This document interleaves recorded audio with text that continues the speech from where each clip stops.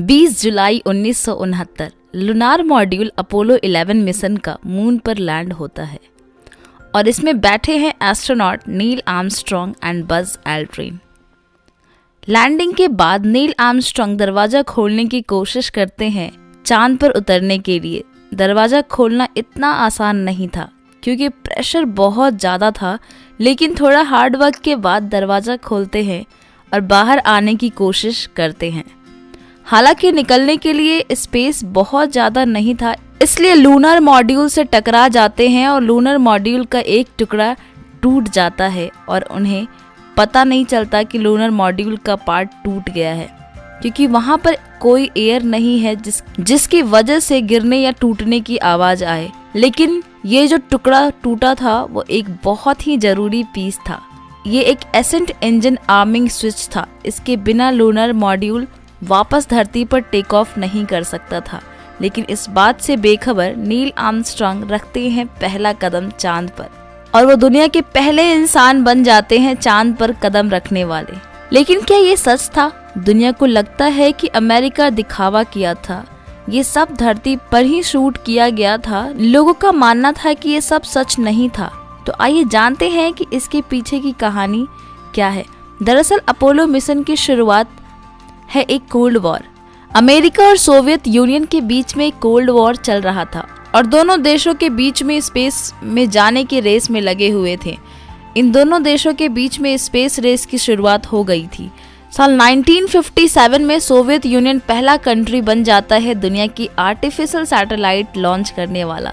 इसका नाम था स्पुतनिक और ये पहला मैन्ड ऑब्जेक्ट था जिसे धरती के ऑर्बिट में प्लेस किया गया। अमेरिकन सरकार शॉक्ड हो जाती है ये देख करके कि सोवियत उनसे आगे कैसे निकल गई।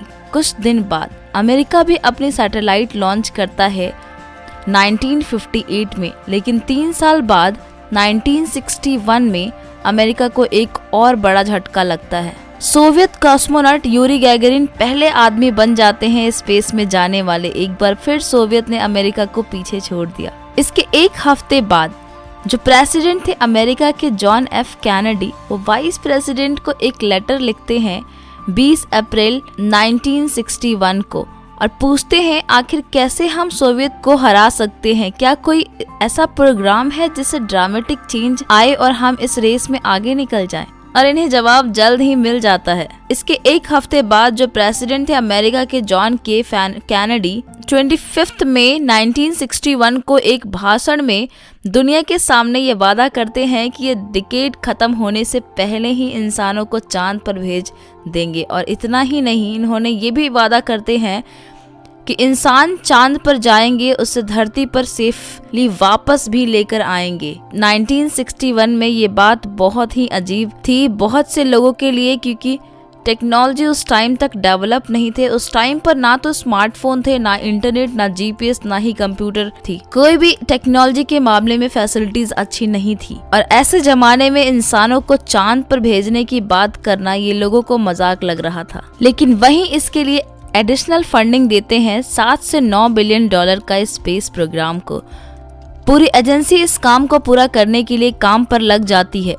कुछ ही महीनों के बाद टेस्टिंग शुरू हो जाती है। सबसे पहले ये टेस्टिंग करते हैं उन रॉकेट्स को जो धरती से बाहर निकाले जाएंगे। फिर टेस्टिंग की जाती है कमांड मॉड्यूल की हीट शील्ड की कि कितना गर्मी उसे बचा पाएगा, सर्विस मॉड्यूल की और सर्विस मॉड्यूल के प्रोपल्सन की। 1963 से 1967 के बीच में कई सारे टेस्ट किए जाते हैं जो कि सारे अनमैन्ड होते हैं। यही कि कोई इंसान नहीं बैठा होता है रॉकेट जब टेस्टिंग कर रहे होते हैं। फरवरी 1967 में ये पहले मैन टेस्ट प्लानिंग करते हैं, यानी कि एक ऐसा टेस्टिंग जिसमें एस्ट्रोनॉट एक्चुअली में एयरक्राफ्ट में बैठकर ऊपर तक जाएंगे। इस मिशन को नाम दिया जाता है अपोलो 1। लेकिन धरती पर ही हो रहे टेस्ट के दौरान 27 जनवरी 1967 को इनके कैबिन में आग लग जाती है और जो 3 एस्ट्रोनॉट्स प्रिपेयर किए थे स्पेस में जाने के लिए वो मारे जाते हैं। उस आग की वजह से इस दर्दनाक हादसे के बाद नासा हिम्मत नहीं हारा, बल्कि अपने आगे के टेस्टिंग जारी रखते हैं। अपोलो 4, अपोलो 5, अपोलो 6 ये सारे मिशंस अनमैन्ड होते हैं, सिर्फ टेस्टिंग पर्पस से होते हैं ये।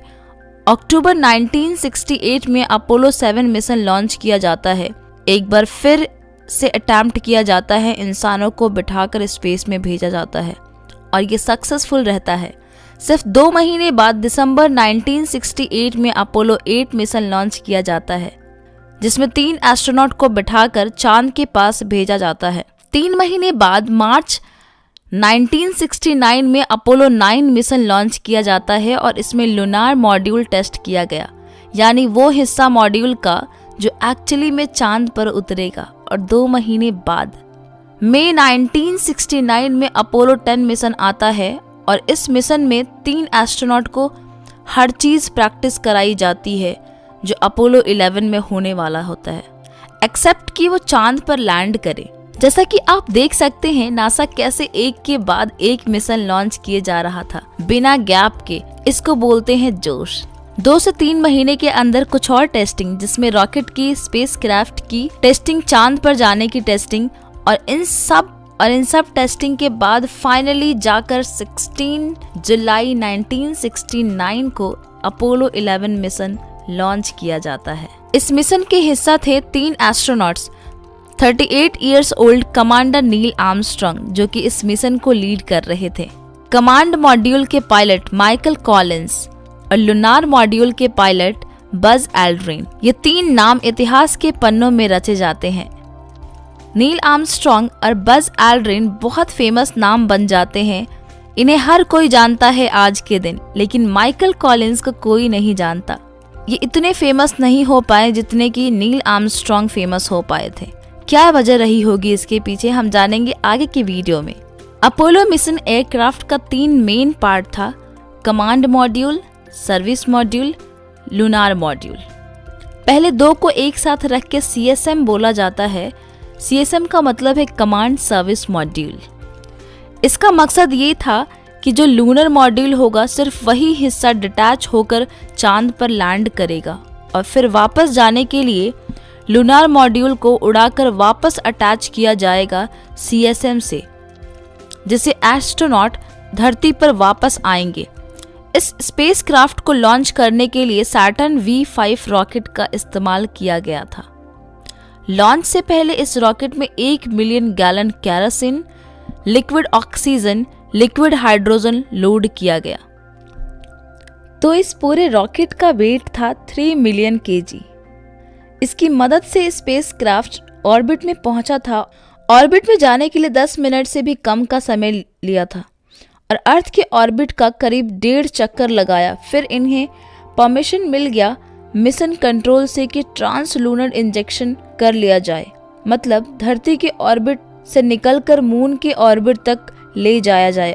अर्थ के ऑर्बिट से बाहर निकलने के लिए भी सैटर्न V5 रॉकेट का ही इस्तेमाल किया गया था। ये तीसरी स्टेज थी रॉकेट की। ये सब लॉन्च के 5 घंटे के अंदर अंदर ही हो गया। इसके बाद चांद पर पहुंचने में कई दिनों का समय लगा। एस्ट्रोनॉट वेट करते रहे स्पेसक्राफ्ट में, कभी लेटे, कभी खाया और कभी फोटो खींचे। 19 जुलाई 1969 ऑलमोस्ट 4 लाख किलोमीटर ट्रैवल करने के बाद अपोलो 11 स्पेसक्राफ्ट चांद के ऑर्बिट में पहुंचता है। यहाँ पर इसका काम होता है 2 भाग में टूट जाना। CSM से लूनार मॉड्यूल अलग हो जाता है। कमांड मॉड्यूल में बैठे थे माइकल कॉलिंस और स्पेसक्राफ्ट के हिस्से को निकनेम दिया गया कोलंबिया। दूसरी तरफ लूनार मॉड्यूल का नाम दिया गया ईगल, जिसमें बैठे थे नील आर्मस्ट्रांग और बज एल्ड्रिन। बात ये थी कि जो कमांड एंड सर्विस मॉड्यूल था, इसका काम था मून के ऑर्बिट में ही रहना। सिर्फ लूनर मॉड्यूल को ही मून तक जाना था, यानी कि चांद पर कदम रखने का मौका सिर्फ नील आर्मस्ट्रांग और बज एल्ड्रिन को था और माइकल कॉलिंस को नहीं मिला था। और यही कारण है कि लोग कॉलिंस को कम जानते हैं। कॉलिंस अपोलो 11 के पार्ट थे, लेकिन उन्होंने चांद पर कदम नहीं रखा। लेकिन फिर भी देखा जाए तो माइकल कॉलिंस का जो हिस्सा था इस मिशन में वो सबसे ज़्यादा ज़रूरी था, क्योंकि वापसी के टाइम लूनर मॉड्यूल CSM से अटैच होने वाला था और माइकल कॉलिंस नहीं होते और अच्छे से ऑपरेट नहीं करते तो नील आर्मस्ट्रॉन्ग और बज एल्ड्रिन जिंदा नहीं बचते। अब 8 बजे के करीब लूनर मॉड्यूल चांद पर नीचे उतरने जा रहा था। ठीक 8:10 पर एक अलार्म बजने लग जाता है, 1201 1202। ना तो नील आर्मस्ट्रॉन्ग और ना ही बज एल्ड्रिन जानते थे कि इस अलार्म का मतलब क्या है। फिर वो कम्युनिकेट करते हैं मिशन कंट्रोल टीम से कि क्या करना है, क्या करना चाहिए। फिर वो बताते हैं कि इग्नोर करो, आगे चलते जाओ।